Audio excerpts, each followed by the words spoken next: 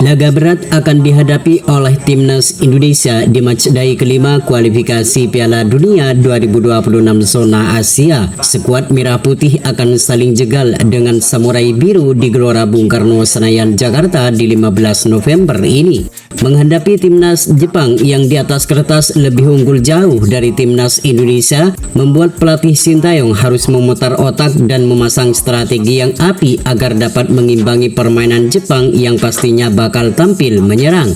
Bermain tenang saat menguasai bola dan jangan panik saat menjaga pertahanan harus diterapkan di laga menghadapi Jepang nanti. Timnas Indonesia versus timnas Jepang terakhir kali bertemu di Piala Asia 2023 di Qatar lalu. Kala itu pasukan Sintayong takluk dengan skor 3-1 atas timnas Jepang. Di laga 15 November mendatang merupakan waktu yang sangat tepat untuk ajang balas dendam bagi Jaitses dan kawan-kawan di hadapan pendukungnya sendiri.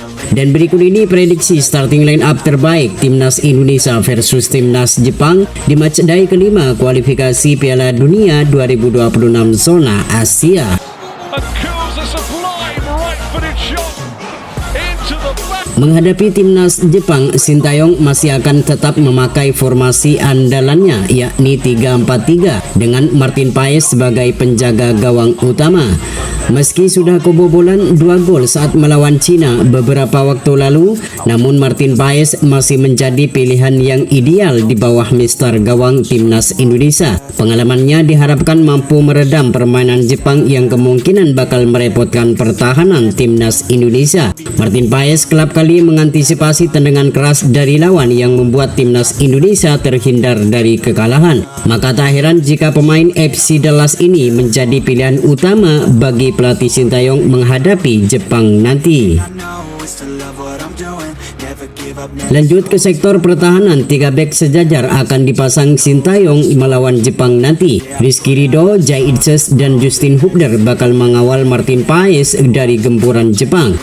Jaitses merupakan benteng terakhir sekaligus kapten timnas Indonesia yang akan menjegal para pemain Jepang jika nekat mendekati pertahanan timnas Indonesia. Jaitses juga kerap kali memenangkan duel-duel bawah maupun duel di udara, sehingga pemain Venezia FC ini akan tetap menjadi pilihan di laga menghadapi Samurai Biru nanti. Absennya Miss Hilger karena mengalami cedera hamstring membuat Rizky Ridho akan menjadi pilihan utama di laga menghadapi Jepang nanti. Kemampuan Rizky Ridho dalam menjaga pertahanan sangat baik dan konsisten baik di klub maupun di timnas Indonesia. Selain itu, Rizky Ridho lebih nyetel jika berduet dengan Jaitses di sektor pertahanan timnas Indonesia. Justin Hubner yang di 2 laga sebelumnya sempat absen karena mengalami cedera, pemain asal Wolverhampton Wanderers ini siap menemani Jaitses dan Rizky Ridho di benteng pertahanan timnas Indonesia menghadapi Jepang nanti. Permainan kerasnya sangat dibutuhkan untuk menjegal para pemain Jepang yang dikenal memiliki kecepatan dan dribbling yang sangat berbahaya. Lanjut ke sektor fullback kanan dan fullback kiri, di mana area ini bakal ditempati Kevin Dix dan Calvin Verdong. Setelah resmi menjadi WNI, Kevin Dix diprediksi bakal menjalani debutnya saat melawan Jepang nanti. Pengalamannya bermain di Liga Champions bersama FC Copenhagen, Kevin Dix diharapkan mampu memberikan kontribusi yang maksimal di laga menghadapi Jepang nanti. Sejalan dengan Kevin Dix, Calvin Verdong akan tetap menjadi pilihan utama di wingback bagian kiri. Pemain ini selalu tampil gemilang dalam menjaga pertahanan dan kerap kali mengancam pertahanan lawan. Tak heran jika pemain berusia 27 tahun ini belum tergantikan di posisi fullback kiri. Kemudian untuk duet gelandang tengah akan ditempati Tom Haye dan Nathan Joaon. Tom Haye diharapkan mampu memberikan kontribusi yang signifikan dalam mengatur ritme permainan di lini tengah timnas Indonesia.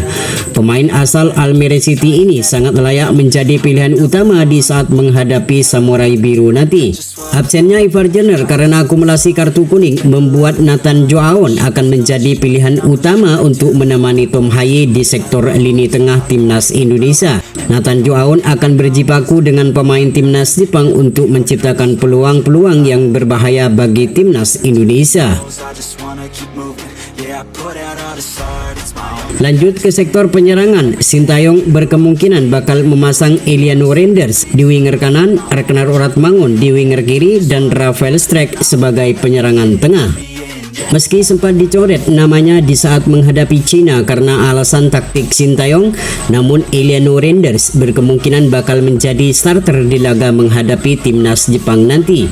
Meski tidak terlalu memukau saat menjalani debutnya ketika melawan Bahrain beberapa waktu lalu karena fokus menjaga pertahanan, namun posisi itu bukanlah posisi asli dari Eliano Renders. Permainan Eliano Renders lebih cenderung menyerang ketimbang bermain bertahan.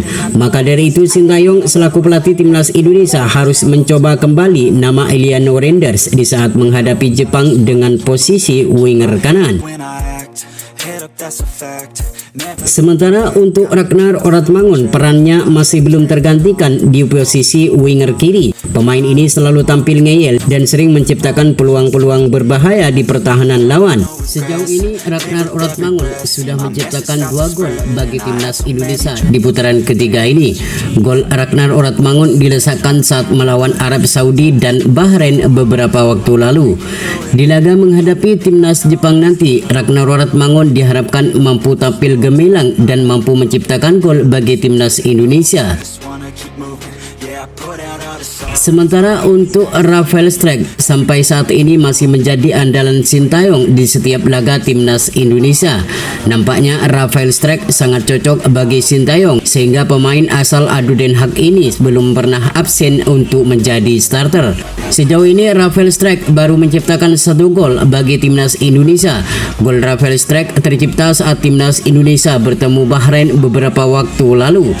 Di laga menghadapi Jepang nanti, Rafael Strijk diharapkan mampu bermain bagus dan menciptakan gol bagi timnas Indonesia. Selain Rafael Strijk, di sektor penyerangan tengah, timnas Indonesia masih mempunyai Ramadan Sananta untuk menjadi opsi di babak kedua menggantikan Rafael Strijk. Ramadan Sananta mempunyai finishing yang akurat dan tendangan keras yang kerap kali berbuah gol. Maka tidak ada salahnya jika Ramadan Sananta menjadi opsi kedua di laga menghadapi Jepang nanti.